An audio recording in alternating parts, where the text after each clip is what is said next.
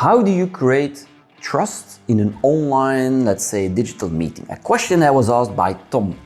It's a very good question, especially during the whole pandemic now, we all had to work online. So here's my advice. One, instead of doing the 1 hour online call, which is the same as a physical meeting, you need to split it in two. I would try and do 2 shorter meetings. One, your prospect will be very thankful. 2, if you have to do something that normally you take in an hour, you do it in 20-25 minutes, and the customer prospect knows that attention and concentration will be way higher. Your goal of the first meeting is to get to the second meeting. By having those 2 meetings, you'll also build way more trust. Now, trust is built by the way you present yourself, of course, and you see me wiggling with my hands. You don't have many things to build trust. You have your face, so I will always put on my camera. 2, you have your background. Don't underestimate your background, make it cozy, right? I wouldn't sit in my living room on the kitchen table with everything around it. It just feels not really professional.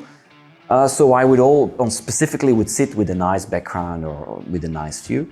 And actually 3, I think your hands are the key, because you'll see me moving a lot. And one of the things I started looking into is the nonverbal approach to sales. And we all know when you meet somebody physically, when their feet point away, you know the person wants to go away, all of that. But in a digital environment, you don't have any of that. The only thing you have is hands.